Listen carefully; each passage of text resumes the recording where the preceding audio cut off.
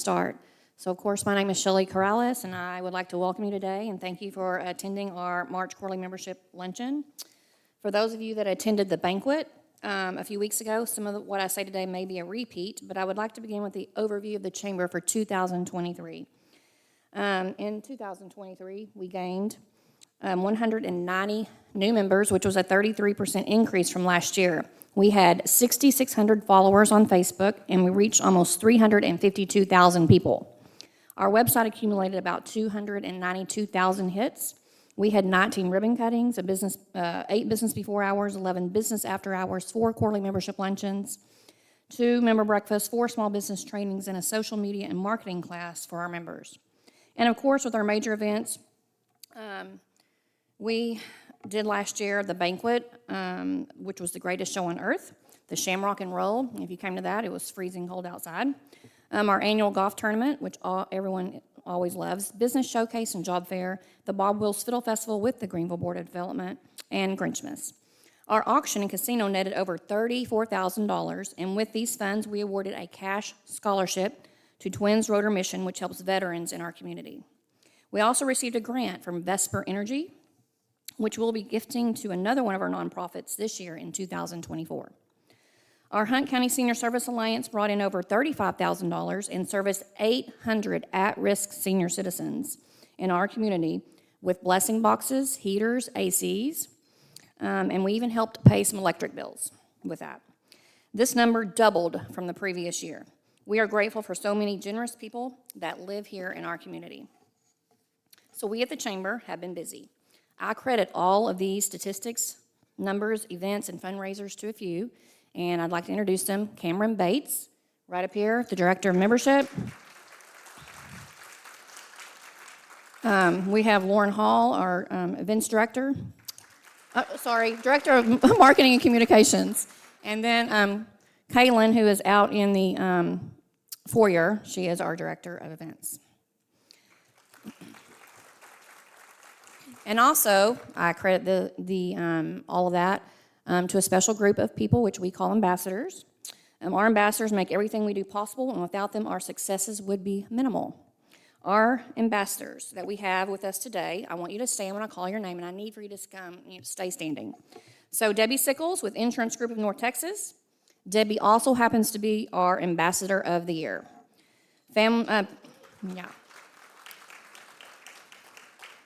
Tammy Schaefer with All Tams Builders Plus, Tanya Garman with American National Bank, Kelly Ludford with American National Bank. Y'all need to make sure you keep standing.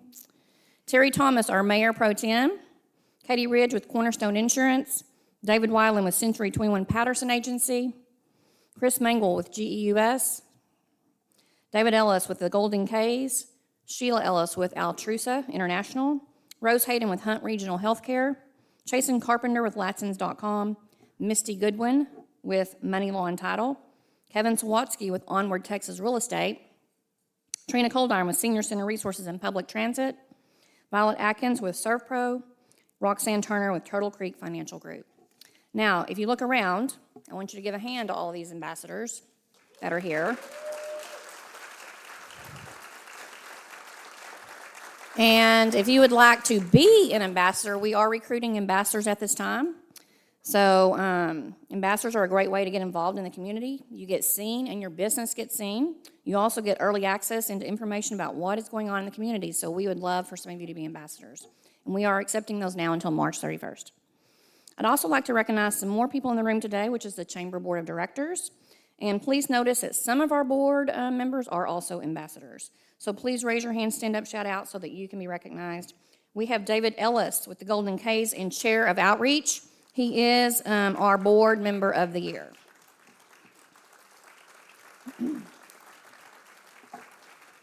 Bonnie Stewart with Hunt Regional Lab Solutions, Chairman of the Board. Holly Gray with Century 21 First Group, Outgoing Chair. Beth Totomo with Atmos Energy, Chair-elect. Miranda Spencer with American National Bank, Chair of Finance. David Weiland with Century 21 Patterson Agency, Secretary.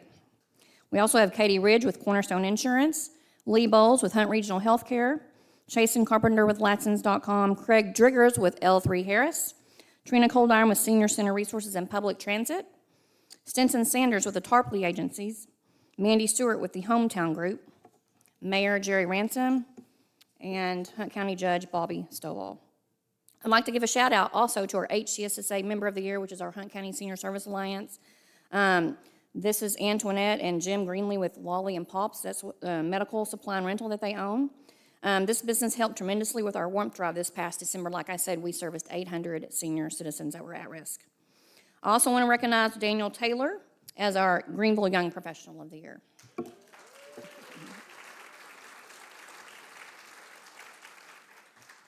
So business investors that support us in many different ways are here today, and we have Platinum Investor L3 Harris, our Gold Investor, Alliance Bank, Sapphire Investors, All Tams Builders Plus, and American National Bank, Silver Investors, Cornerstone Insurance, GEUS, Hunt Regional Healthcare, Lee Street Living, Money Law and Title, and Wildcatter Realty Partners. Our bronze investors, Atmos Energy, Onward Texas Real Estate, Quality Care ER, the Texan Theater, and Uptown Forum. And then some of our newest members are here today. We have Hammerhead Roofing, Fortress Foundation Systems, Building Maintenance Enterprise, Lofts on Lee, Fiesta Party Supplies, and individual members John Kelso and Gary and Lisa Smith.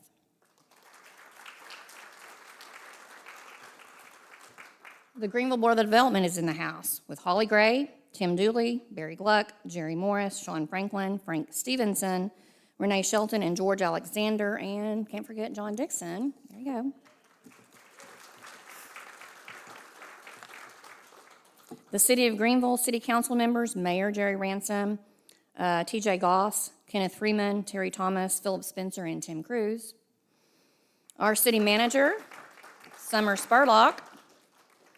Our city attorney, Daniel Ray. Let's see him. GEUS General Manager, Alicia Hooks. And the GEUS board members that are here, Glover George, Victor Gore, Sue Ann Harding, and Karen Bates. GISD board members, Ann Haynes, Bonnie Stewart, Roger Livingston, Mike Rackley, Aletha Cruz, and Tish Woodruff. Hunt Regional Healthcare and President and CEO is Lee Bowles. And the Executive Director of Workforce Solutions for North Central Texas, Phaedra Riddifer, is here. Our Hunt County Tax Assessor, Randy Weiniger. Hunt County Commissioners, Steve Harrison and David Monroe. And with them, our Hunt County Judge, Bobby Stovall. We also have a guest with us today from the U.S. Congressman Self's office, Natalie Steinholt. And our new Texas House District 2 State Representative, Jill Dutton. Will you give a big wave?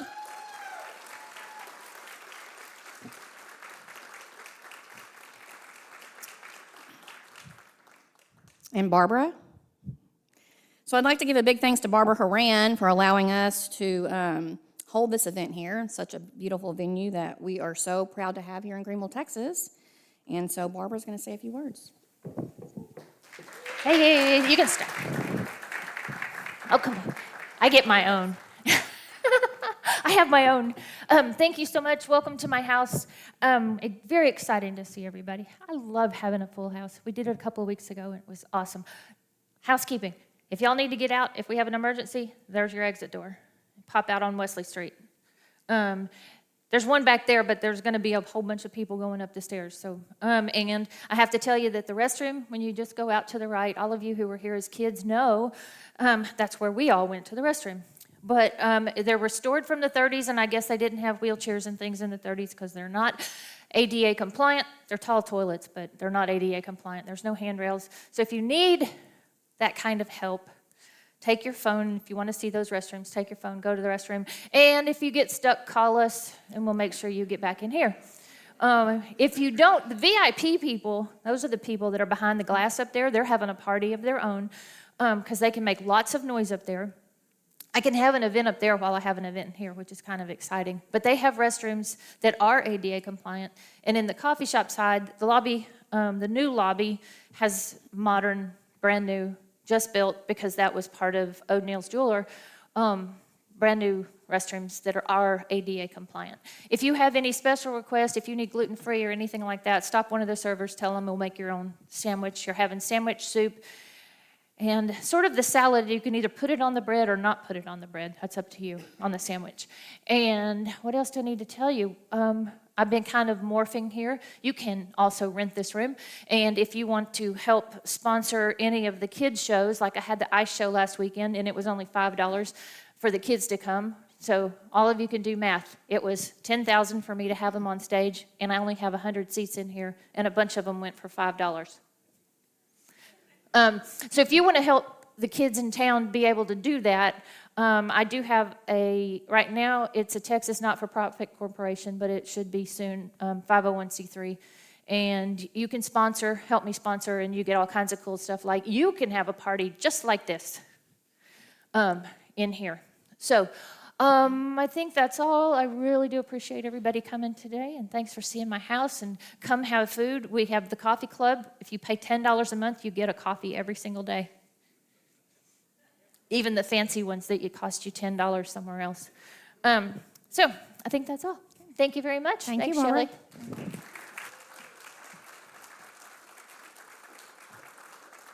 At this time, we are going to hear from our sponsors. Our sponsors help us have events like this at the Texan. So our first table partner is Hunt Regional Healthcare, Lee Bowles.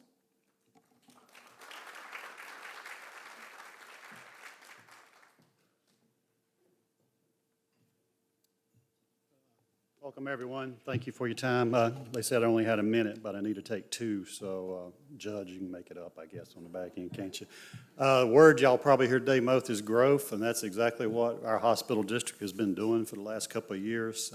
10 months ago, we completed our $34 million expansion of the Women's Center and NICU and our surgery center and moved in, and that's going great. About 6 months ago, we managed to squeeze 11 more beds onto our 5th floor to help with our ER kind of overcrowding. We're so busy in our emergency rooms. In the last few months, we've opened up 4 new urgent cares. We have 3 more urgent cares scheduled relatively soon to be open, and Travis Potter probably signed a lease since 10:30 when I talked to him. Maybe be another one, I don't know. It's just always every day. Also got expansion of our PT clinics. Of course, y'all have seen we started construction of our new facility in Royce City. Probably by the end of March, you'll see walls and a roof up on that. And the good news really for the Greenville market is we've recruited 14 new doctors to come to town, and 5 of those are surgeons, 2 general surgeons, 2 orthopedic surgeons, and 1 GI physician, so a lot easier to get onto the schedule. And last February, we started robotic surgery, and I just rented that robot for the first year till my doctors proved to me how busy they would get on it, and they did their 500th case, I think, last week, so now I got to figure out how to buy it. So all that's great, and while you're growing, you really want to make sure you focus on your quality, and we continue to do that. We put in a new electronic health record in August, first one in 25 years. That was a big deal for our organization. Our Joint Commission survey back in February, we did great on it. We've worked hard to increase our Medicare star ratings and our metrics with our customer service. And this doesn't sound like anything to you guys, but we've become one of the top quartile hospitals in the state for preventing our potentially possible readmissions and potential complications. That's a big deal for an old CFO because that means you're getting paid what you're supposed to get paid instead of the insurance companies and Medicaid taking money away from you to give to somebody else. So that is a big deal as far as quality. We continue to grow. One of the big signs of growth is we have expanded our extern staff from which are nurses in hiring from 8 every year to 34 this year. That's just a pretty good indicator of our growth. And most of you probably hadn't heard a thing about this, but April 4th, keep your fingers crossed, we're expecting to get a certification from CMS to start a internal medicine residency program. So in 3 years, we'll have possibly 36 internal medicine residency students rolling through our hospital and throughout the district. And they'll have a clinic in an annex behind the hospital, so that'll be another expansion of care. And just, all I got to say is just, I'm just really proud of the direction we're heading and the services we're growing, and most of all, of the quality that we continue to address. And just please continue to support us, because it's very expensive, all these things we're doing, and all I ask for is your business. And thank you.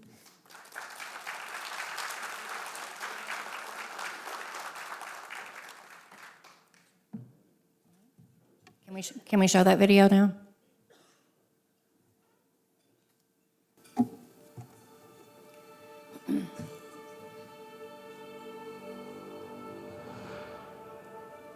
What does it mean to be by your side? Is it celebrating with you when times are good? Is it standing with you when times are difficult? Is it helping you get stronger? Growing together to meet your needs? And finding little ways to show you care. At Hunt Regional Healthcare, we think it's all that and more. Being by your side is about helping our friends, healing our neighbors, and caring for our families. That's why we're adding new facilities, new team members, and new specialties to do a better job caring for the community and the people we love.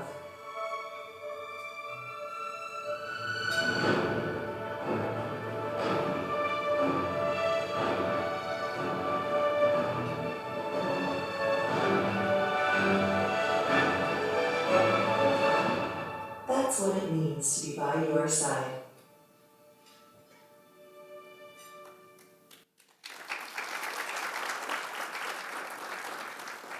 Our advertising sponsor is Money Law and Title with Cole Holloman.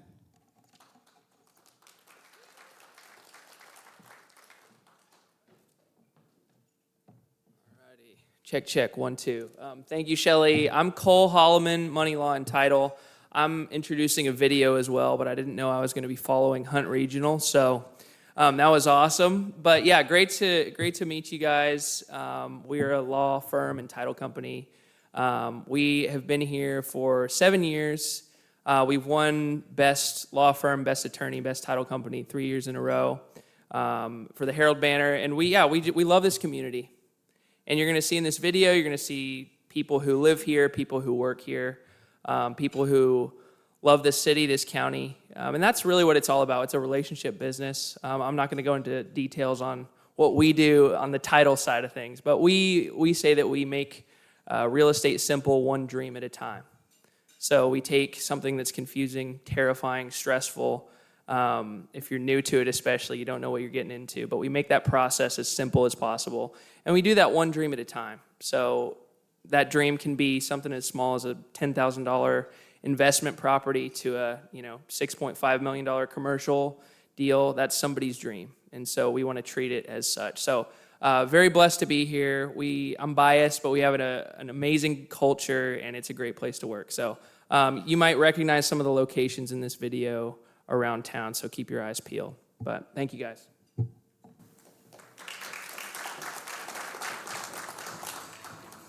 It's such a joy to see people actually see their dreams come true and see hard work become reality.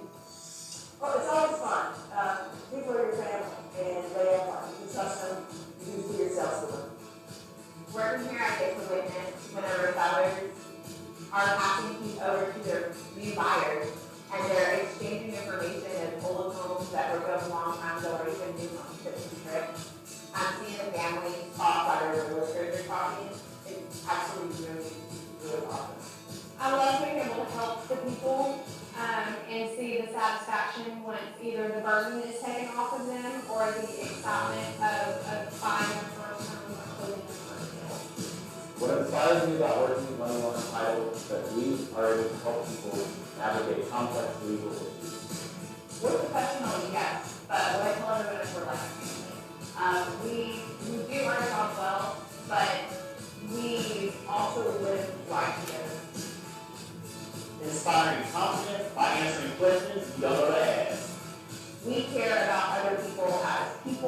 not have transactions. People with an interest in real estate need those transactions. That's money law and title. Because their relationships Transcend business. A lot like a family. It feels like we're helping our clients achieve their goals and accomplish what they come in, what they set out, what their dreams are. Trusted, joyful, and vicious. Making real estate simple, one dream at a time.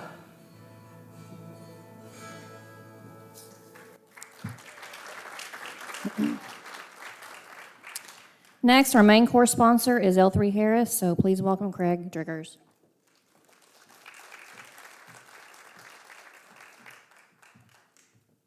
Thank y'all.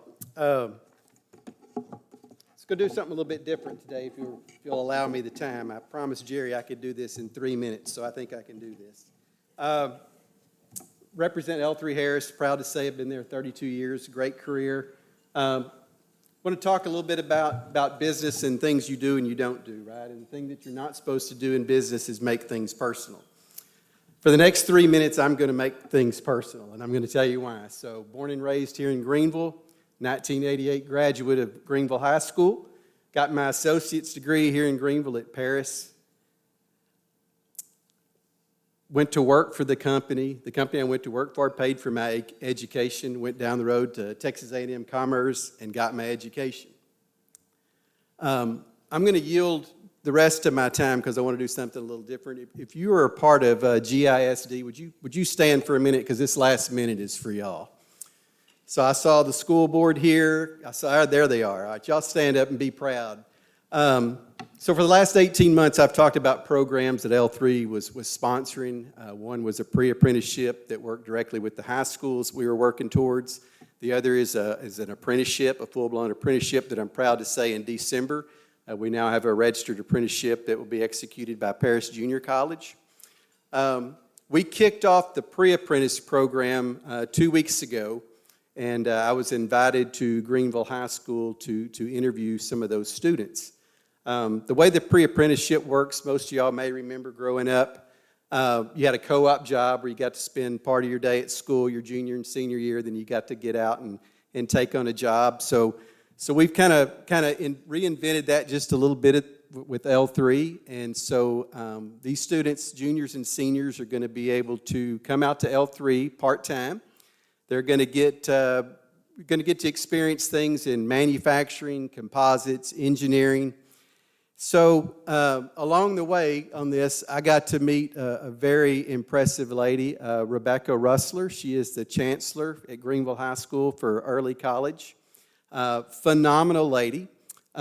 She called me and she said, "Hey, Craig, I have got some unbelievable talent that you need to interview." So we went out to the school and we spent time with them. And she didn't lie. She didn't sell it short. These were some amazing students. I wish I could have hired them all. Here in the photo, though, you see the ones that we've moved forward with, and I want to say their names: Isabella Freeman, Edwin Ross, Ruben Enriquez, and Jessica Santos. If you're looking for something to be proud of in Greenville, look no farther than your school systems.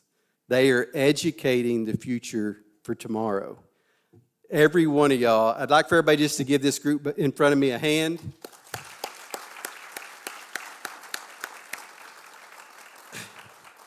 I want to encourage everyone in this room to support our schools, to support our higher education, because it is our future. Thank you.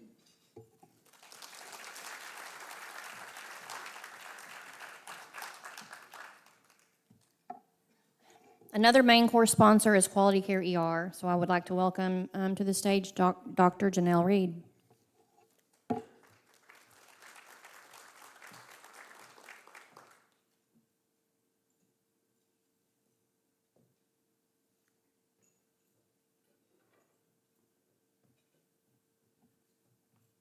All right.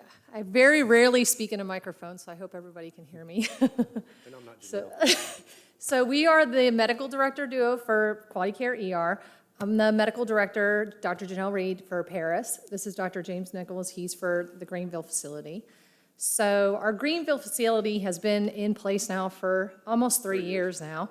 And it's done a lot for the community. We've taken care of a lot of patients. We are indeed a full-service ER, providing urgent care type needs, but also more emergent needs, surgical type stuff.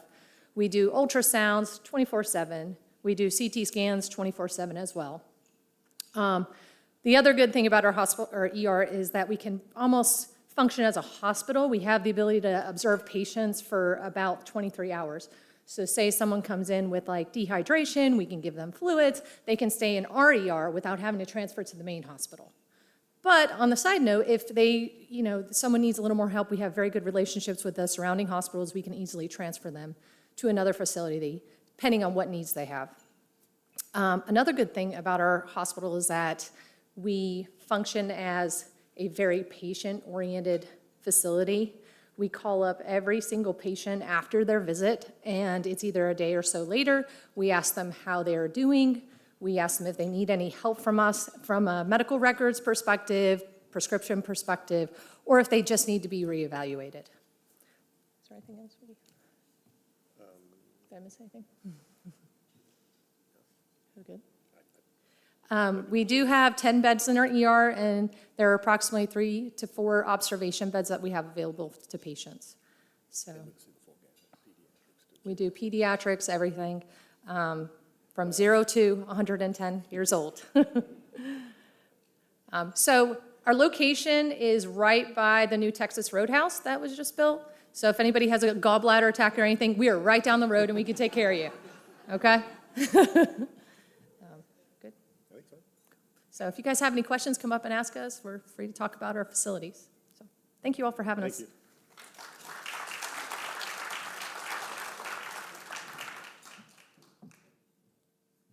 you. And then lastly, I'd like to introduce Jimmy Dickey, Marketing Key Accounts Manager of GEUS and our advertising sponsor for today. And as he comes to the stage, I'd like to recognize Jimmy as the top dog winner in the Chamber's most recent membership campaign, he brought in over $20,000 in sales with 39 new members, and he had 25 volunteers that helped him do this.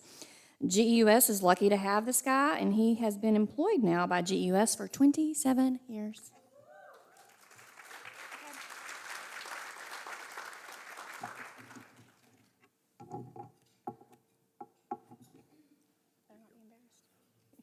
Thank you, Shelley. Would y'all rather hear me speak, or would you like to do something different and us play a game? Does that sound like fun? Where's my clicker?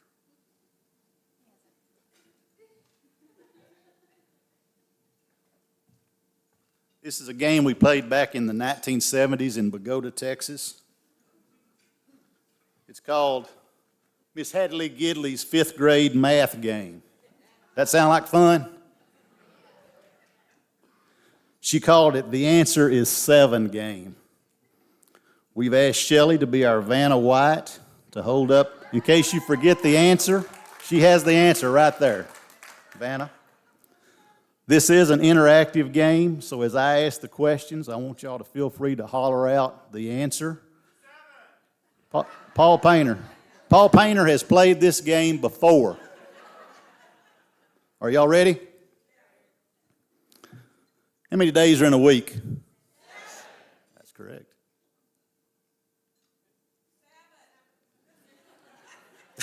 Why is it not working? How many seas are in the world? That's correct. This is a little harder one. How many spots are on a ladybug? That's right.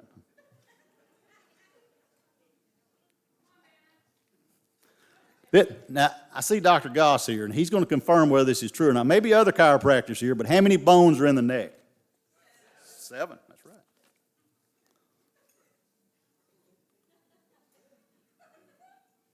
Congratulations. Y'all are perfect so far. Give yourself a round of applause.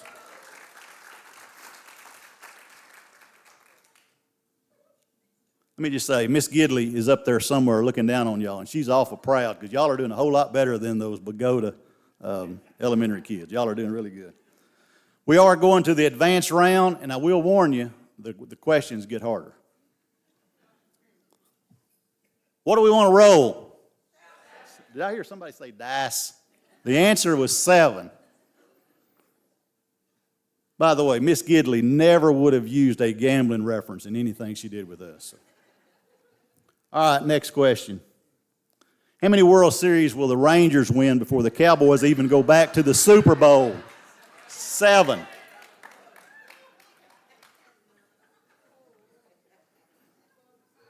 How many local realtors immediately respond on Facebook when somebody mentions that they are looking to buy? 7. That's right.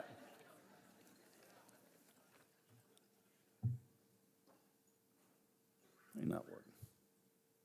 How many car washes are coming to Greenville? 7. Mayor, honestly, I didn't fact check that, but it seems like about 7.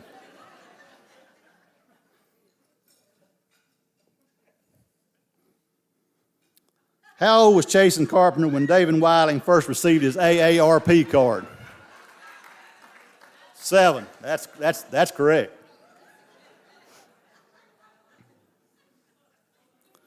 Shelley gave us 3 to 5 minutes. How many minutes is this presentation going to take? It's going to take 7.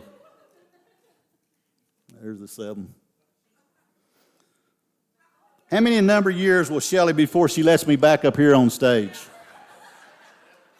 Look at that picture of Shelley.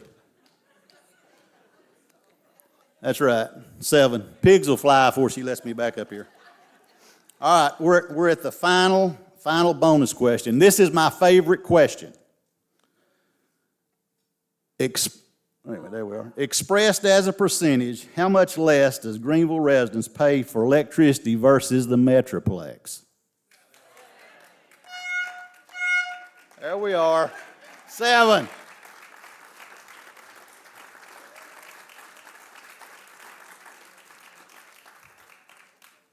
Judge, you knew this would sooner or later have a purpose. You knew it happened sooner or later.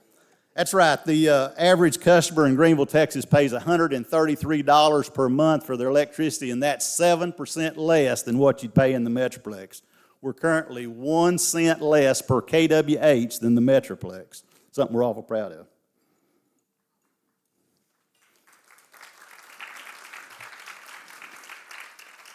GEUS's mission is awful simple, but it takes a lot of hard-working employees working every day to achieve it, but really it's simple. Competitive rates, reliable power, and excellent customer service. Thank you very much for allowing GEUS to serve you, our friends and neighbors. Thank you.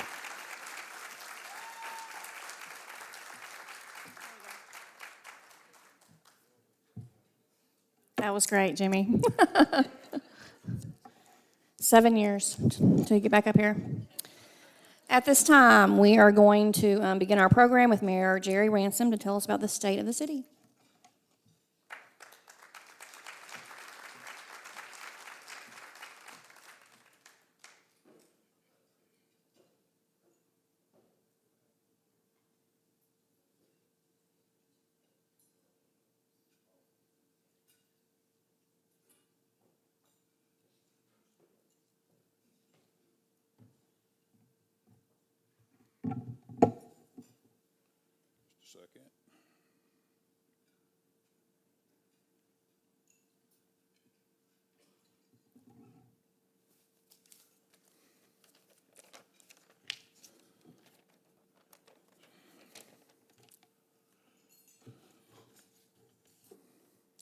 Well, I want to thank all of you for being here, and I've lived here over 50 years, and living and locating my business here was always a choice for me. So I always want to say it's an honor for me to serve as the mayor of Greenville.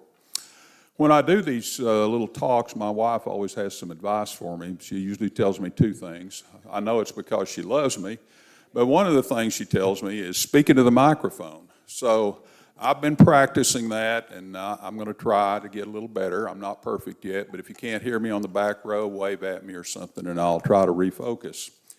The other thing she tells me is don't ever tell any jokes, and that's because we don't have the full, the same sense of humor. I've actually told jokes when people didn't laugh, full disclosure about that.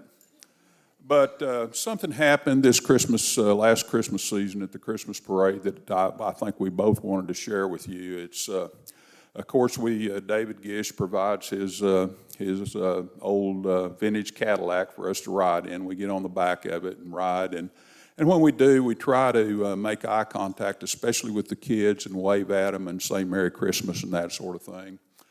And so this year we were doing the same thing when the car arrived at essentially Johnson and Lee Street there, right on the northeast corner of the courthouse, and the parade stopped for a minute, and we were stalled. And to my right, I was riding on the right side, and there were some young men, looked like kids between, 6 and 12 years old, that were sitting there. I was about 15 feet from them, 6 or 7 of them, and so I started waving at them and making eye contact and wishing them a Merry Christmas, et cetera, et cetera. And I finally got down to a pint-sized kid. He was about this tall. He looked like he was about 6 years old. And when I looked at him and said, Merry Christmas, he yelled back at me, lower taxes. And I suppose he heard that at the dinner table, or his grandfather told him to say that or something, but we were amused by that, and I wanted to share that with you. I want to, if I can get this clicker to work. Is this, which one? Oh, it's there. Okay, one of the things I want to do is today is I want to recognize all the members of the City Council. I don't know if you know, but we meet twice. I suppose you know we meet twice a month, and the package that we get that we prepare for usually exceeds maybe 200 pages. I'm not implying that everybody reads every page of that, but we do. If there's a zoning issue, we do go out usually and visit the site, look it over, and that sort of thing. And I will say that I think everybody on this council has the very best interest of Greenville at heart. It's kind of cliche. I don't want to say, we don't always agree, but we're not disagreeable. But that's really the truth. And so I want to start with Terry Thomas. I'd like for each of them to stand. T.J. Goss, Rich Sampson, Philip Sampson, I'm sorry, Philip, Ted Cruz, and Reverend Kenneth Freeman is here. And what did I say? Tim Cruz, Ted Cruz. I'm very sorry. I apologize for everything. I'm a little mixed up today. But these guys really do a great job. We work together. Just to give you an idea, this last meeting, we have a homeless problem in this community, and we spent a lot of time just talking about that problem and what to do about it and how can we make our community better, and that's just one example of what we do. So I'm going to start today with a kind of a public service announcement. If you want to click on this QR code, you can, but the reason I'm doing this, a lot of people really don't know, I think, that I've talked to. They know the eclipse is coming. They don't know too much of the detail about it, that sort of thing. But it is coming April the 8th, and we're in the total path of it. I don't know that if you call we're the epicenter, I don't know if that's the correct terminology, but it's coming to Greenville, and I'll go to the next slide. One of the things that we're doing, the city's been preparing for this for over months, I suppose, 6 or 8 months now. We've been getting ready for this. One of the things that we're going to have is a concert on Sunday, April the 7th at the Sports Park. It's free, and those are some of the entertainers that'll be there. Sarah Evans will be the final, the last act that they have, and just let you know, Philip Spencer has already applied to serve as her security escort. I don't know if Miranda knows that, but I thought I'd mention it. So if anybody's interested in filling that role, Philip's already agreed to do it for us. The main thing I want to do is I just want to put this in perspective. The TxDOT expects there to be between 250,000 and 1 million people in Texas for this event. We've already confirmed 10,000. We could go as high as 25 or 30,000, we think. Rooms in Greenville are now sold out, and they were sold at $500 a night, I think with a 3-night minimum, just to put it in perspective. And all of us need to prepare in advance, fill up with gas, stock up with groceries, that sort of thing, prescriptions. I already have spotty cell service, but I imagine that we'll have the cell service will be. And then everybody knows about eclipse glasses and that sort of thing. One thing that hasn't been discussed too much, and the reason I want to bring it up, I had some friends who from Colorado drove up to Wyoming for the eclipse up there. I think it was in 2017. And when it's over, everybody leaves. There's going to be a mass exodus. And I would imagine that means, bumper-to-bumper traffic on I-30 on all these roads. So be prepared when the eclipse is over. It's over about midday, I think not midday, about 2 o'clock in the afternoon. And I don't know about your kids. Some schools are closing for kids, getting kids for school and that sort of thing. But just prepare for this, if you will. So I just wanted to mention that. That QR code it leads you to a really nice video that Micah McBay has prepared for us. It's a 6 or 8 minute video that tells you a lot more about it than I did, but talks about volunteers and how public service agencies have worked together to work with all this. So I think you'll enjoy it. I've got a lot of information to go to, I think. I think, let's see. I don't think I have to. I think most of you have seen some derivative of this slide in the past. I'm not going to belabor it. I think everybody here knows Greenville's growing. One of the things I wanted to mention, now I guess that number's been revised. I just noticed on Shelley's report now it's 33%. But I think that's one thing that's very indicative is the type of people that are coming here, that are investing in our community, that want to get involved in the chamber and that sort of thing. That's a very, very positive arrow that's pointing straight up. I think she grew the chamber last year 17% and now 33%. Think about that. And then mention the Texas Demographic Center. Our census came in at 28,000, just a little over 28,000, but the Texas Demographic Center has a model where they throw a whole slobber of information into their model, which includes jobs, and I actually think they produce a GDP for the city. And their most recent estimate is 31,600. And so for cities our size, if you look at their report, for cities our size in Texas, and I'll say 25,000 or over, we're one of the fastest growing cities in Texas with that number. So I want to mention that. I've always said it's not a matter of whether we're going to grow, it's how we grow. But today I want to talk about how we, the city council, the city staff, is preparing for that growth. And I want to start by just saying our infrastructure, we have some infrastructure that's 70 years old. I think if you remember the Lee Street water main break that happened, 3 or 4 months ago, that affected about 25% of people in our community. We don't know how old that was. We think it was maybe 50 or 60 years old. But one of our challenges is we're adding infrastructure. We have to add infrastructure. That's extend streets and add infrastructure, and we have to maintain that infrastructure at the same time. So we're in the process of upgrading and replacing facilities also. I'll talk later on about the fire administration building that we're going to replace and other things like a radio and that sort of thing. And then when you talk about growth, it really, we have to grow our public safety, we have to grow our city staff, we need more inspectors for all the houses we're building, that sort of thing. So it's really very challenging. I always say growth consumes cash, but it consumes resources of all kinds. And so I want to mention that. And it's challenging, I think, to balance from a financial perspective, which is a lot of the things that the city does, balance growth and upgrade existing infrastructure. And I want to just talk about what we've done with that the last 5 years. This council, most of the people on this council and prior councils, we've reduced the actual tax rate 14 cents during that time. And yes, appraisals were going up at that time, so we are able to reduce the tax rate.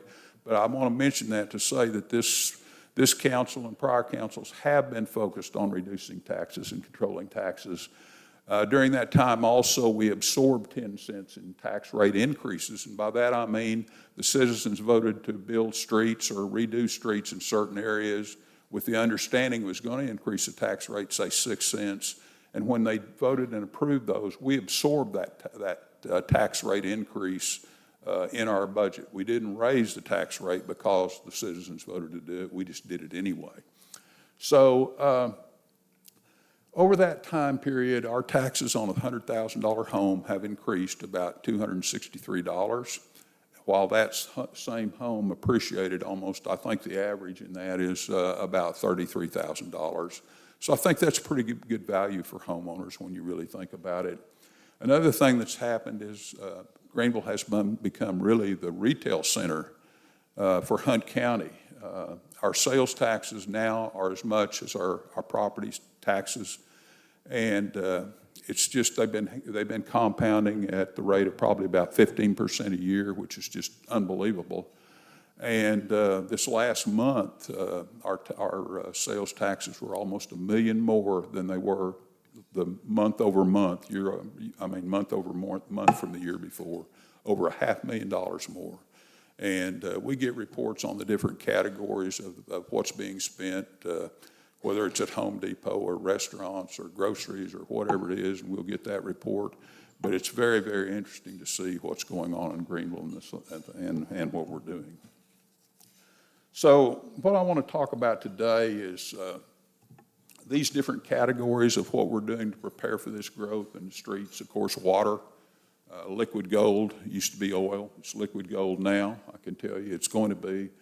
What we're doing for public safety, Parks and Rec, you know about the rec center, GEUS, our cable and internet, I think it's really a diamond in the rough that we need to talk about, and then our leadership. You know, the most important asset in any organization is its people. And I don't think it really matters what kind of company it is, it's our people, and I can tell you we have excellent people at the city of Greenville, starting with our manager, all the way to all our managers and directors and our city manager and that sort of thing, and I'll talk about that a little more later. The first thing I want to talk about is our streets. We have 186 miles of streets in Greenville. We're just completing our $50 million street improvement program, where we pretty much replaced streets on Stanford and Walnut and Roy Warren. And we did a lot of mill and overlay in Gabe Estates and the Cedars and other areas in the city, in the neighborhood areas of the city. And then we also sold some street improvement bonds where we've replaced Stonewall, Sale, and Wellington in the past. We also have that Roy Warren extension that goes from, the Roy Warren extension that we did went from Traders Road to 1570, which it's just been open for a couple of months. And yeah, we got a problem with that intersection. We've had some problems. We're going to have to address that. But then also Altura Homes is going to be extending Roy Warren all the way from 1570 to Bethel Road. So that's going to be a major 4-lane thoroughfare that will interface with a lot of residential residents that are along that area there.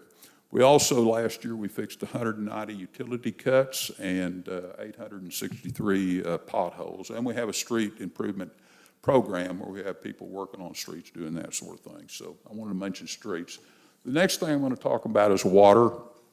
And I mentioned it's liquid gold. Shortly, our demand is going to exceed 14 million gallons a day. And the way we can say that is we have 8,500 platted lots and 1,000 apartments under construction. And you use rules of thumb to determine how much water you're going to need to serve those new residents and the residents we have. If you take half of those 4,300 residential units and then figure in our commercial industrial demand, which is about 6 million gallons a day. We also sell water to cattle mills in Shady Grove. I'll estimate that at about 1.5 million. And there are going to be other opportunities to sell water. So in a way, water is, without knowing it, water has almost become a profit center for us where we're selling to other cities.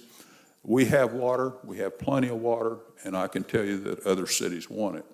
So what are we going to do about that? Well, the first thing that we have replaced And I've talked about this before, but we've replaced we get our raw water from the eastern shore of Lake Tawakoni. And it's a 21-mile raw water line that runs from East Tawakoni up to our lakes in the north part of Greenville, where it's processed at our water treatment plant. And that line is it's a 27-inch steel concrete encased pipe that is over 60 years old. I don't know if anyone's ever figured out how old it is, but it breaks 4 or 5 times a year, and then all those breaks total up to about $200,000 in maintenance. We're replacing that with a 36-inch fusible pipe, and I'll show you what that means in just a minute. But once we replace that with the additional, rehabbing the existing pipe, if we need it as a backup, we'll have the capacity to provide 36 million gallons of water today. Currently, we're using about 10 million gallons. So to put it in perspective, I suppose our population could go to 50 or 60,000, and that will certainly serve us for the next 40 or 50 years, we hope.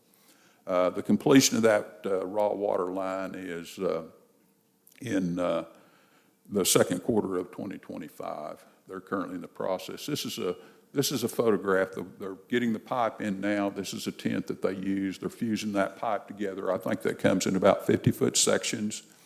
It's 21 miles. I think that the pipe comes from Canada, and I think it's almost 500. I think they can put four or five pipes on a single truck to bring it down here. And I think that equates to about 500 truckloads of pipe that we're going to receive just to get this going. So just to put it in perspective, this is a very interesting process.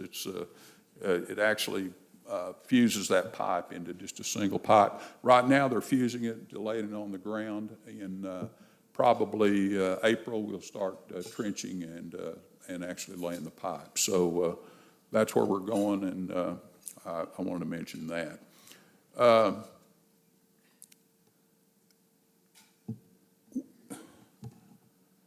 One of the things I want to mention, I think I mentioned it before, but the City Council has been trying to roll these projects forward as we can at today's prices, because interest rates have been very competitive for us, and that's one of the things that we're doing, and that's why we have voted to do this. The next thing I want to talk about is the water treatment plant. Our current capacity right now, as I mentioned, is about 14 million gallons. It's at 90% capacity, as I mentioned. We're reaching that. When we do that, that triggers a design. We have to start redesigning or making, essentially it triggers a design, which means we have to start planning for what we're going to do, what we're going to do next. We have to start planning additional treatment. And and that's really based on the number of meters. We have over 14,000 meters now. And so we purchased 605 acres near the existing treatment plant out where Marion Puddin Hill used to be. And with that, we'll have our treatment plant and our wastewater treatment plants out there. Design and construction of that is going to require about 36 months. Its estimated completion is the second quarter of 2027. And one of the things I like to mention about the water, there's two things actually. We just had we had a tour of our water facilities about 4 or 5 months ago, and it's Terry Thomas and I were driving around to each site talking about it. And when we left one of those sites, I said, if people could just see what we do to treat water and treat wastewater and think about it, you'd never complain when you never complain about your rates when you drew a glass of water. It's just amazing. It's so impressive. I wish we could show some of our citizens what we do there, because it's and we win water awards every year. We won water for our water. Anyway, the other thing I want to say is H.P. Hood, the dairy manufacturer that came here and committed to be here and they tested our water 38 times. It had to be perfect.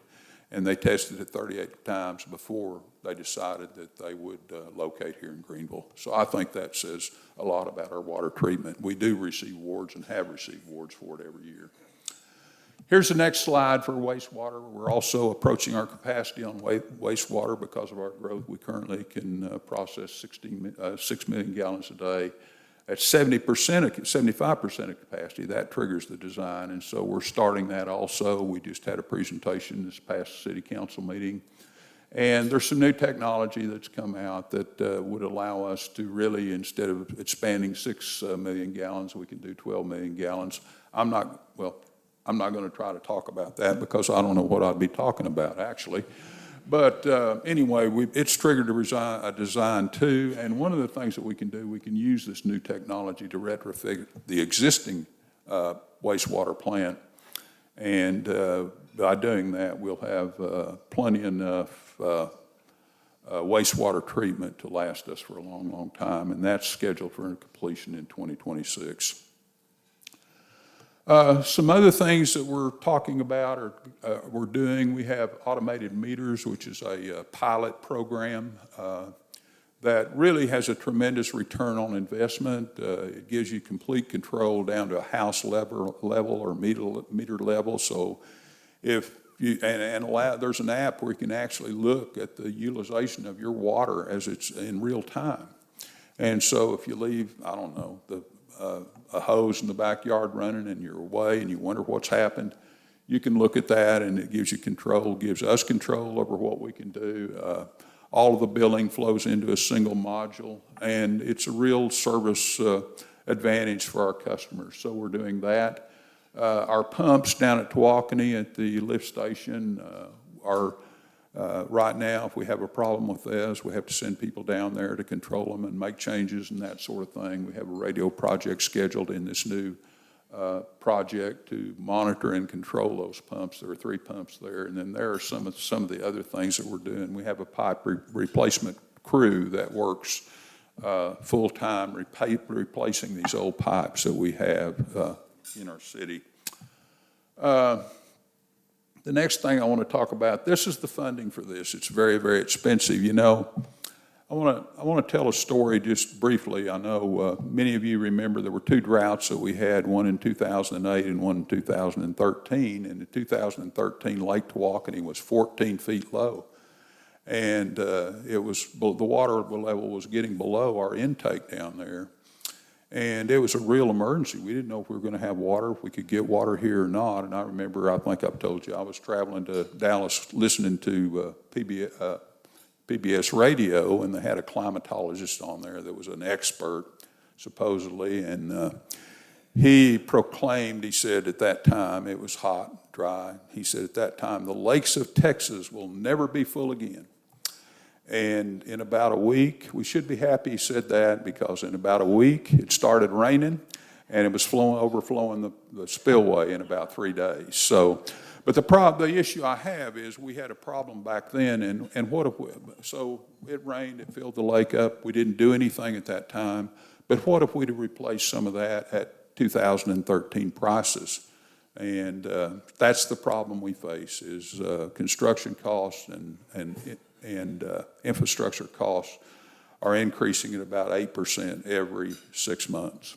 So we're going to have to pay. This water is one of, I always say, I look at a city as a conglomerate with about 13 different businesses. If you want to start with the library and you go to wastewater or whatever you want to do, water treatment, that sort of thing, or juice, that. This water is a tub that stands on its own bottom. It's its own business. And so we've had a rate study that what rate increase would be required to amortize the cost of these bonds, and it's going to be about $25, $26 per month. But by doing this, our water will be set for the next 30 or 40 years. So there are a lot of things. Heath, I don't know if you know, right now, Heath is currently on water restrictions, and that's not just you can't water your yard. You can't build a home there now, just to let you know. Every North Texas city needs water. I don't know where this Lake Bodark is, but the capacity of that lake is already sold out. All the cities, I don't know what cities got it, but they've all got it, and there won't be any more available for that lake. So anyway, I want to talk about public safety. You know, we sold some bonds for the fire administration building. I always say, I don't know if you know where our fire administration building is. It's an old fire station it's on Stanford Street there. I think it's been there since 1952. The conditions are abysmal. The fire department has to keep blueprints of buildings like this building, so in case of a fire, they'll know where things are. They're stored in a stairwell. And so we sold some bonds for a new fire administration building, a training facility for our fire department, and we're developing hope to develop a fire academy with Paris Junior College. There's not a good place for people to learn to become firemen except in Carrollton, Texas, and I think our chief feels like this is an opportunity for us, and Paris Junior College is willing to partner with us on that, so we're doing that. So, and I'll show you a picture of all conceptually what we're doing there. And then we had operated with a radio on Motorola that wasn't even maintained. It was old. The police department couldn't talk to the fire department, couldn't talk to whoever, and we were upgrading our radio system. So it'll have complete interoperability throughout. Public Works can talk to Parks and Rec, can talk to the police, can talk to whoever.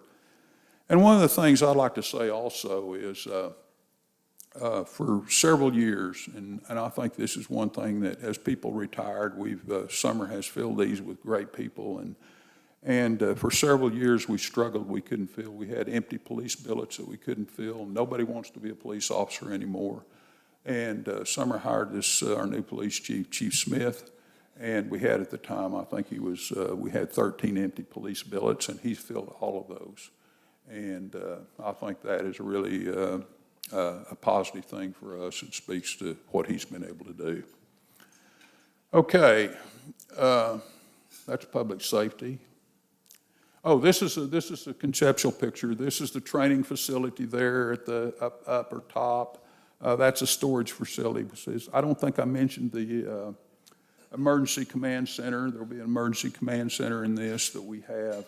And right now, we plan to locate that on the Paris Junior College campus. So that's kind of a picture of it. Won't spend any time on it, but I wanted you to know what it looked like. And we hope to start that pretty soon. It's designed, it's ready to go. The next thing I want to talk about is a recreation center.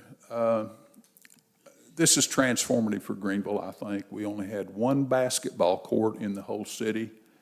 With the new recreation center and expansion of the Reese Davis Center, we'll now have 8. If you want to have 8 basketball courts, we're including soccer lights at the sports park. We have a skate park and pump trap that we're adding to that, and 8 pickleball courts, an aquatic center.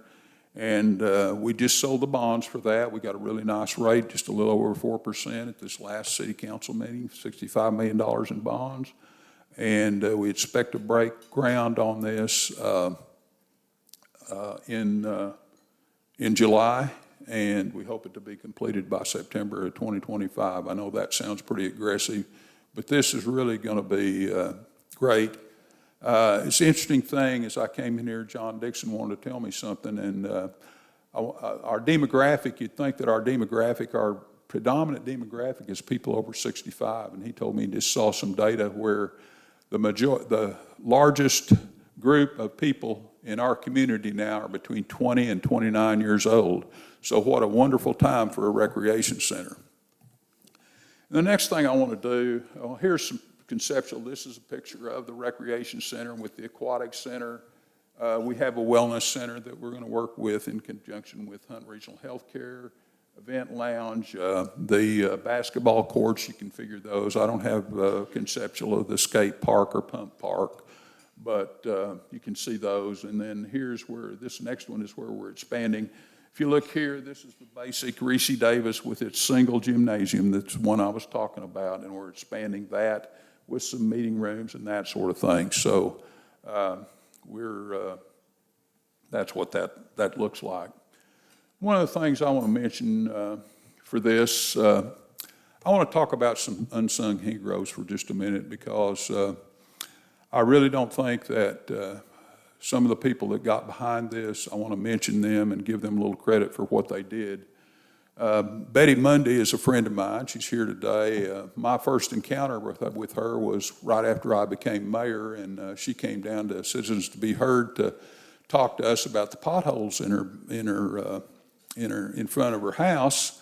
And during that time, she said, "I guarantee you, no mayor will ever come down to my house." And I was knocking on her door the next morning at 8 o'clock. And that's how we forged a friendship. And let me tell you, Betty learned to play the piano when she was 7 years old. She graduated as salutatorian of her Harvard class. She is one of 4 people who integrated East Texas State in 1964, and I would imagine that her life was very different. We're about the same age. I would imagine her life was very different than mine. I'm sure she had to open a lot of doors and break a lot of glass ceilings in her life at that time. She has a daughter and sons and 3 grandchildren. She worked, and she worked very hard, not just for the recreation center. As you recall, the school bonds were going on also. Matter of fact, I think she even stated she wanted the school bonds more than she wanted the rec center bonds. But she organized meetings for me with ministers in this area. She went to churches. She talked in her community. And it's just amazing what she did, and I want to recognize her.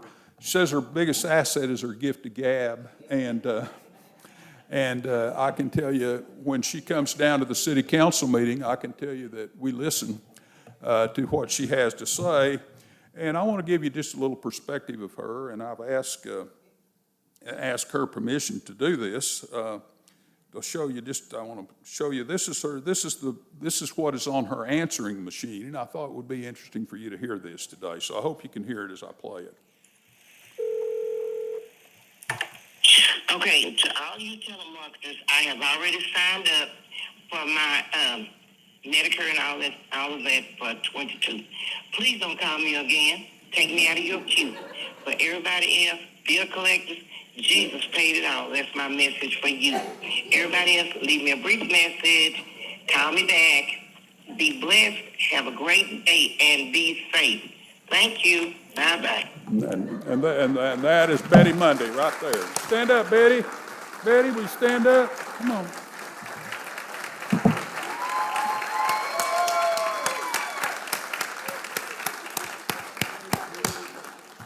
Now, I'm not finished. I want to recognize somebody else that Lee Pierce, who's here today. There's Lee. He grew up in Sherman. He's been married for 40 years. He moved to Greenville in November of 2021, and I'll talk to you about that in just a few minutes. He's an artist. He has his wood sculptures on display at Tejas Mexican Grill in White Wright. He's written a book which has said, "Find Your Happiness and How to Live There." He had a lifetime career as a quality assurance manager with Johnson & Johnson and various other companies, medical companies, where they did medical devices and drugs. And he's an ordained minister and a deacon, and he's dedicated. He also is dedicated to. He's also was recently appointed to our Planning and Zoning Commission, and he's dedicated to improving downtown. He owns a house on Washington Street, just a little bit west of the municipal building, and he started his own ad hoc group for the improvement of downtown. And Lee got off to a really great start with us. He came down to Citizens to Be Heard, and he had, I was being a little cynical, but I called it his 13-point manifesto. He came to tell us everything that was wrong with Greenville, and I imagine he managed to piss most of us off in his time. But anyway, when you get it home and you look at it and realize it was, he had a lot of good points there. I talked to him, I think, about it at the time. And the next time I saw we saw him, he was leading the Let Us Vote coalition after we voted to sell CO bonds for the rec center. And I kept talking to Brent, and Brent Quarles, and Brent was talking to Lee, and he said, "Lee just wants us to vote." And I get that, I understand that. I think the council thought we were making a good decision when we sold those, or decided to sell CO bonds. But Lee just wanted us to vote, and so I finally called him, and when it finally got on the ballot, Lee, probably I had 500 signs for the rec center, and I would imagine Lee put out at least 200 of those signs in the city. He even put some where developers supposedly supported it, and they made him take them off. I mean, he is unbelievable. So I just would like Lee to stand and recognize him because were it not for these people, I don't think it would pass. And then I want to mention Terry Thomas, who, if anybody, I don't know if he ever has any aspirations of running for anything, but let me tell you, if he does, don't run against him because he really worked on this campaign for the rec center. And I think everybody knows his worth in Greenville. He doesn't need any introduction, but he's a great friend of mine. And I really don't think the rec center would have passed were it not for the effort of these three people. And I'd like for you all to give them one more hand because we needed this in Greenville. We certainly did. Okay, the next slide I want to talk about is our electric utility system. Jimmy, would you come up and do this for me? I think you might do a better job. But am I running out of time? I am running out of time? Okay. Well, I want to say a lot of the things that Jimmy said is great. We're so lucky to have GEUS. It's been in business 132 years. And we have all these things that I'll go through this quickly. Can I have about 5 more minutes maybe if I can? Our rates are low, et cetera, and there you go. We win a lot of rewards for that, so I want to mention that. Here's some other developments. We struggled with trash pickup. We've a committee of, I think, Terry and T.J. Goss and Ben Collins spent about 3 months looking at our trash, reviewing RFPs and that sort of thing. We've got Blackjack. They've been here for about 5 months now. I haven't had a single call. I don't know if any other council members have, but it's been solved. We're trying to make improvements to the shelter. Civil Air Patrol came here with no cadets 2 years ago, and now they have 50 cadets. We see the city receives awards. I want to mention that. Some of the things I want you to look forward to is we have an American flag project coming. If you're familiar with the American flag that's flies on the hill over at Rockwall, we're going to have our very own flag here before the end of the year, I hope. It's going to be located at the intersection of Wesley and I-30, right just north of the Exxon in that area, and we want it to be at least 1 foot taller than rock walls. Well, I think it says a lot about our community, its patriotism, that sort of thing. We are contracted for a hotel, conference center, and a wedding chapel. Interest rates have kind of become headwinds for the conference center, but we will have that at some time. These things are coming. We'll be announcing something about a major entertainment venue in not too long. There are some brand name restaurants that are looking at us, and we're making airport improvements to we have a chance now that we've probably never had in the past to leverage our airport, and we're trying to make that more of a major airport. Not that Southwest Airlines is going to fly in here or anything like that, but we have a lot of people that want T-hangars. A lot of people want large hangars like IFI or Coma. Chance Davis has that sort of thing. So I want to mention one other thing, and I'm not saying anything about the schools, but I'm talking about the facilities. GISD, it's not just a GISD problem, it's a city problem. And these facilities are old, and they need to be replaced. I served on a focus group for the superintendent, and those people that were running that focus group said we're going to have 10,000 students by the end. Is that right? Maybe it is. 10,000 students by the end of the decade. Think about that. We can't continue to build temporary buildings. In this community, we have really some noisy minority people that that take away the narrative in this community, and we need, when this comes up again, I don't know what the school board, I don't know what the school board's doing or what their plans are, but when we get the opportunity to do this next time, we need to make sure it happens. And one of the reasons we need to do that is whatever it costs, whatever the proposal was this last time, just like the projects we're doing. If it was $200 million this last time, it's going to be $250 next time. We need to roll these projects up while interest rates are low and get them done.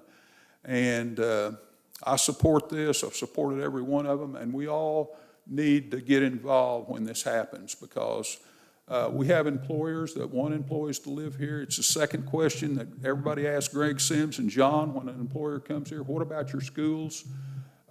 Craig's talking about it today, and our students, we have great students. Our students are as good as anybody. So one of the reasons, okay, I know I'm running out of time, but I just want to talk about why do I feel good about the future. My next stop's at Pine Box, right? So, but look at these people, and in every one of these organizations you look at,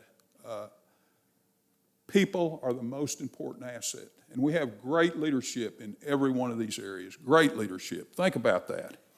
And I'd like to talk a little more about all of them. We have somebody that says Summer Spurlock is conversant in every one of those 13 or 14 businesses I talked about earlier. And we have somebody that deals with like over 60 municipalities across the state, and he ranks her at the very top. We're lucky. Alicia, Greg. And I want to say also, we've had a lot of county judges over the years, but I think Bobby Stovall is doing as good a possible job as anybody could be doing. And so that's really all I have to say. We have so many, many reasons to be positive about our city. Every area we have is pointing up. We're going to grow. We need to maintain our hometown, our friendly culture, and that sort of thing. But let's capture the narrative less time. Let's control what we want to be as a community. Thank you very much.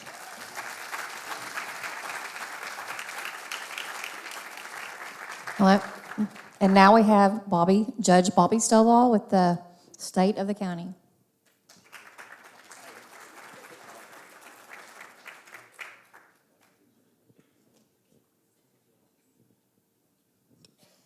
You have it up?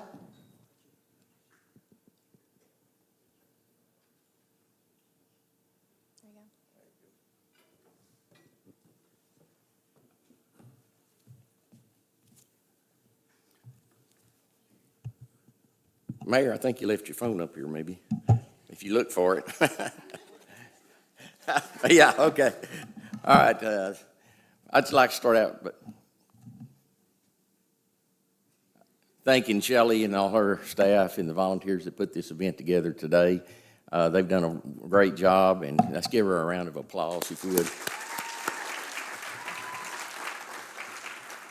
And you can't go without thanking Barbara for allowing us to come to her house. It's a wonderful place and a great venue, and I really appreciate being able to come here each year and speaking. And Federer Redford with the COG, welcome you to Greenville and Hunt County.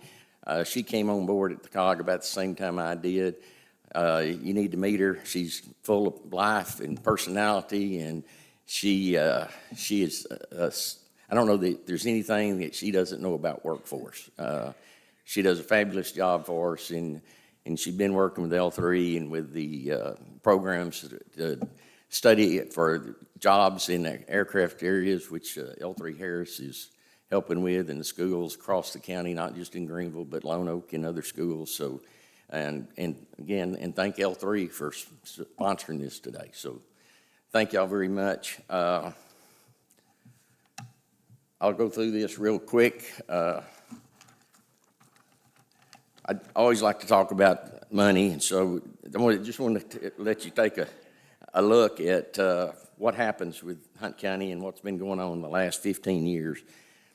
If you look at the amounts of money from the bottom going up, our revenue has doubled in the last 15 years, a little more than doubled in the last 15 years. But if you look at the tax rate, it's gone down 33% over that same period of time. So I think that shows what the county has been doing, not only the current administration there, but previous administrations. We've really been working hard. And if you noticed on that previous slide, our tax base doubled in the last 5 years. And so a lot of that growth has come from new houses. In the last 5 years, we've added 7,282 houses to Hunt County tax rolls. And the doubling was about $6 billion, 2.2 billion of that is houses. So a third of that has come from new houses. And the rest of it, if you drive up and down I-30, you see all the new businesses out on I-30 and 34. So Hunt County is growing, just like Greenville is growing. I want to do a quick comparison. Just a quick comparison. You can see from 2019 to 2020, a house that was $175,000 value with that tax rate would have paid $840 in taxes. In the current year, if that house had accelerated almost 50% in value, they're actually paying less money than they would have paid, because we know a lot of people complain about appraisals going up. You know, we've worked hard at trying to keep our tax rate down as best we could. So that's just an example. Hopefully it'll make some of you feel better.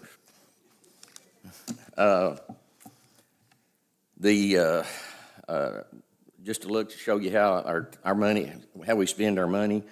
Our tax rate is currently 0.336. It's made up of 3 categories: general fund, road and bridge, and debt service fee. Our debt service fund. I really want to point out the debt service.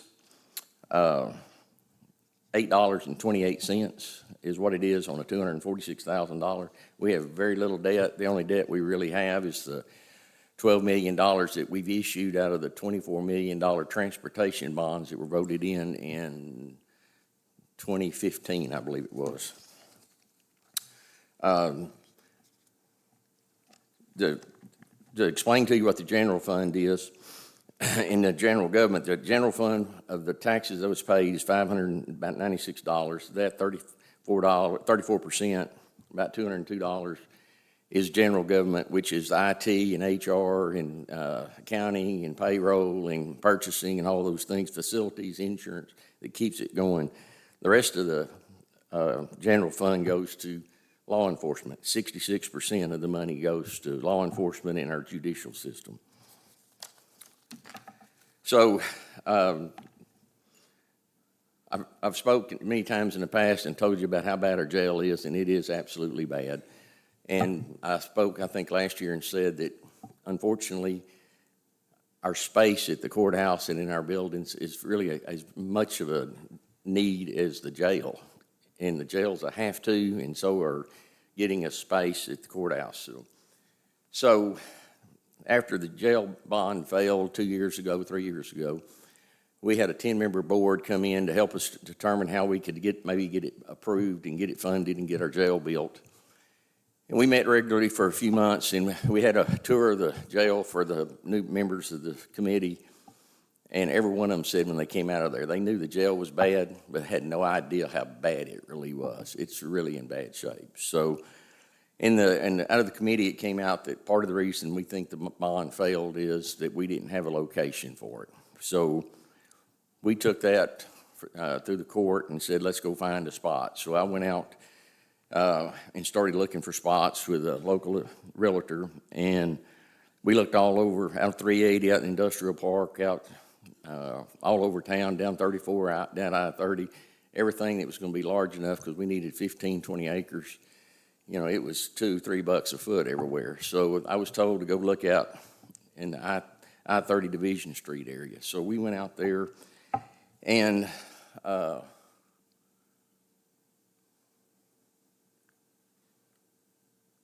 maybe it'll change. Oh. And so Mayor Ransom just spoke and said they just bought 600 and something acres out by the sewer treatment plant. Well, that owner had about 60 acres left.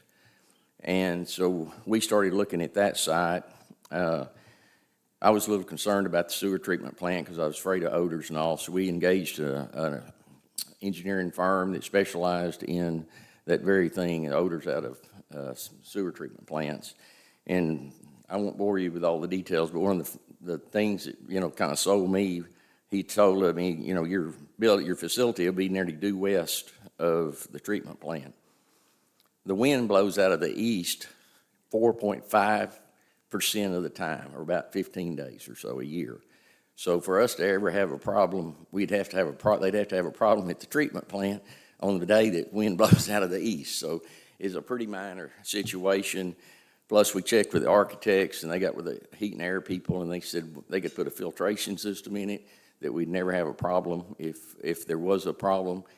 And I asked, of course, how much, and they said probably about $50,000. And on a $75 million building, I thought we could probably make that work. So we purchased this land, and when we started looking at trying to figure out what we were going to do with the rest of it, I started thinking about our space requirements. So what's highlighted, we now have purchased. So the rest of the tract that was previously shown was the old Puddin Hill site, about 20.5 acres. And the exciting thing was there was 40,000 square foot of building on that spot. But that's the building configuration. The large square building in the middle, we're going to tear it down. The architects, engineers say it's not worth saving. But the rest of it is not that old metal building, concrete floors, nothing to tear out much. It's just big warehouse space. So in the process, we got a couple of bids from some contractors to see what it would cost to put in a concrete floored, about 24,000 feet in that building. And it was almost the same amount of money as we were buying the land for. So we think we got the land almost for free, because that would have cost us the same amount of money to erect that building. So this is the concept of what we think it's going to look like. It's a first draft. We're still dealing with the architects. We told them we do not want a Taj Mahal. We want something that's nice and attractive. And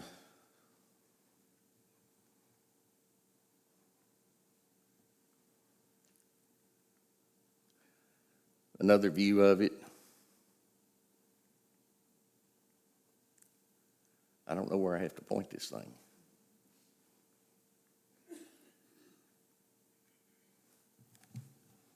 It's got a mind of its own, I think. Does anybody know? There it goes. There it is. And that's the up front. This is the building that says Hunt County on it. That is where the old country store was at Puddin Hill, if you know where that is. So that's the side that's closest to the interstate.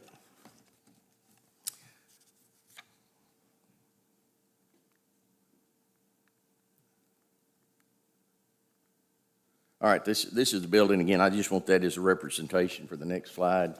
So the architects have been working on our design. They've met with all our departments that are moving out to the location, and this is the first step. They're trying to get boxes in and colored so we know we got the right people in the right box and with the right amount of square footage. So the one up at the top right, that's going to be community development and 911. The one next to it is the health department. One next to that's going to be Homeland Security. Two reasons we're putting Homeland Security out there. One is because the director of Homeland Security is also over the health department, but we also want police presence there. And there's 7 employees there. They're all licensed peace officers who carry a badge and a gun, and their trucks are all marked. So it'll be a deterrent for anybody that wants to try to be stupid and try to do something out there. We may still have to have on-site security as well, but at least that is a deterrent that will make our employees and the public feel better when they come out there. And the community room, is to house about 100 people so that we can have meetings and all. But it's also going to serve 2 purposes. In the Homeland Security area, we'll also be building an emergency operations center, just as the city's doing. And so if there's an emergency, whether it be a tornado or some kind of other emergency, that we'll be able to go there, and they'll have doors that'll open out into that out into that community room, and that way we can bring more people in, because the EOC will only have room for 3 or 4 people in it. And in a big event, we may need more people than that there. So we'll be able to utilize that room as a multi-purpose use. Same thing with the voters administration is going to be on the other side. So when we're having elections like we are currently, we won't have to go to the Civic Center. We'll be able to vote there. There'll be plenty of room, and that will work very well for us. And the other thing currently planned is the county clerk's office. Number one complaint we get at the courthouse is, I come up here to get a birth certificate or death certificate or whatever. I can't find a parking place. I got to go through security. It's a pain to get just to get a document. So the clerk wants to move out and get to a better location. I never thought about that until she shared that with me, but that's, we're at least moving part of the clerk's office out there. So the end game is that's going to free up space in the courthouse. We know we're going to have another courtroom. We'll be able to find a spot for another courtroom in the next few years within the courthouse, and it's going to free up a lot of space for us. So the last thing I want to talk about right quick is upgrades on I-30. You know, going back and forth to I-30, and all our interchanges between here and Royce City are under construction. The first contract was let October 2022. That's the Monty Stratton Bridge, the 1570 Bridge, and 1903. They're all under one contract being done at the same time. Ultimately, we'll have a 6-lane road, one-way frontage roads. The big change will be 1570. That bridge is being torn out and moved towards Greenville a couple of 100 feet to line up with 1570 coming from the north. And then it'll be on the south side, it'll have a connection, a new connection into 1570 going back to 34. At 1903, the bridge will stay in basically the same spot, but they'll expand it back to the west towards Royce City to make 1903 be a straight shot through instead of that little jog they got. So that project was $128 million.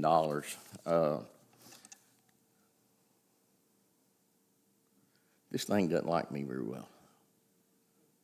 The next one was let just this past October. It's a $182,500,000 project.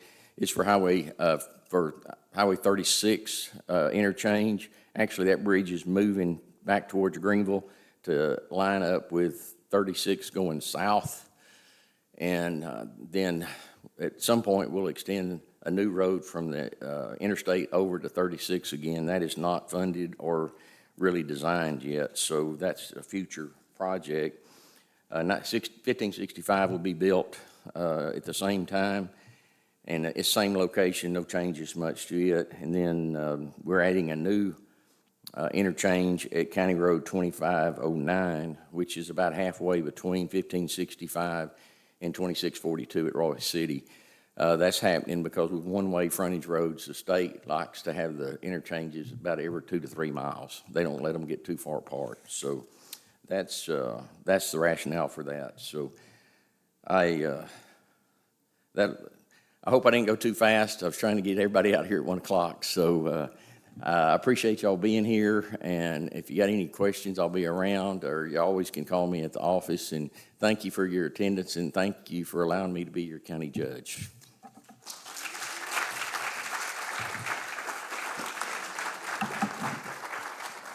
We want to thank Jerry and Bobby, so give them a hand once again. Thank you for coming today, and we at the Chamber hope you have an amazing day. This video has been brought to you by GEUS. GEUS is your community-owned provider for electric, internet, cable TV, and true local programming.